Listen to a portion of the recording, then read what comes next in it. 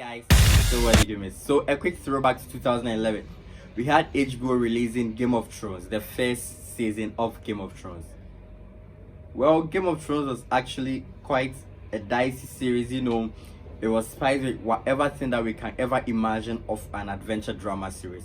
Well, so to refresh us a bit, Game of Thrones was actually 8 seasons from 2011 to 2019, with 9 families fighting, for, let me say, to occupy the Iron Throne, as generally it is known.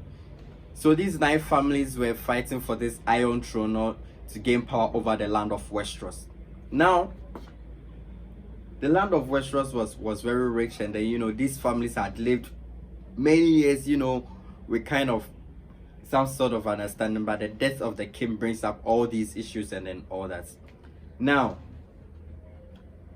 everything that happened in Game of Thrones was very much understandable, even to the extent that we could have other storylines coming to run through, but then later on we get the understanding that this is what happens before this.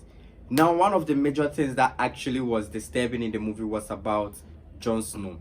Jon Snow was always known as the bastard of the North, being born by a Stark and then a mother, a whore, as described, but then later on we get to find out why he's also a true heir to the Iron Throne, because he's half Targaryen and then half Stark. You get that inside. So with all these things going on, they actually forget an enemy, the army of the dead with their king. So this army actually, they've been let me say, a little bit asleep for some time now, and then they rise again to take over the land of Westeros. So having to face an immortal enemy and then having to face mortal enemies was quite a thing here. Though they had to face an immortal enemy, some people were actually stuck to the fact that they had to fight for whatever that it is that they have to get for themselves. But then in the end, the Iron Throne was lost to nobody, as we all know. No one was able to occupy it. But then in the end, when Jon Snow actually kills Daenerys Targaryen, well, actually, it was quite a sorrowful ending. Nobody expected that particular ending. I particularly wanted Daenerys to actually occupy the Iron Throne. Not because I'm biased, but then from the look of things, I felt like she was the right heir to the throne. It did not matter what the traditions say that females couldn't, occupy the throne, but then that changed over time. Now, having to go through all these 8 seasons, there's something still quite unclear about the family history of the Targaryens. The Targaryens are believed to, have dragons in their family. They have the dragon blood flowing in them and then all that. They are immune to fire if you're a true Targaryen. That happened to Daenerys Targaryen. She was never actually hit by fire.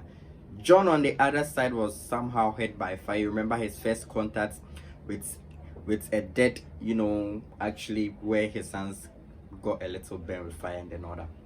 So HBO is actually trying to make everything so beautiful, not to leave the lovers of Game of Thrones in a mayhem, but then they're actually bringing House of Dragon. So House of Dragon is actually set to be released August 21, which is today. So House of Dragon. Now House of Dragon talks about the family history of the Targaryens. We had the first king of the first Targaryen king who was occupying the Iron Throne, Viserys. It talks about quite a dilemma, a decision to make, which actually doesn't seem right. Who is supposed to occupy the Iron Throne when Viserys the first is no longer? Is it supposed to be his brother Daemon, or is it supposed to be his daughter Rhaenyra? So this actually brings out the whole heated stuff in House of Dragon. But then we still get the old same family history about the dragons and then all that, and then whoever gets to occupy the Iron Throne actually brings the kingdom together. Now things I love to think that Game of Thrones actually gave us a clear view of each of the families. The Lannisters, their common saying, they always don't forget to pay their debts and then all that. And then, well, well, I think that House of Dragons is actually going to be a good show. You know, a whole lot of people are actually going to love to watch the show and then all that. And I feel like, you know, if they are actually bringing a House of Dragon movie just to talk about the Targaryens, well, the main center of the original series Game of Thrones wasn't actually based on the Targaryens. So if you are doing a movie for House of Dragon to talk about the Targaryens, well, I feel like there should be a little bit of instances whereby we have, you know, these reflections on the other families, and then reflections on the whole land of Westeros as a whole, to give us a very good impression, and then to give us a very packed, compact and solid series to expect. Well, so House of Dragon is out right now. You can watch it for yourself.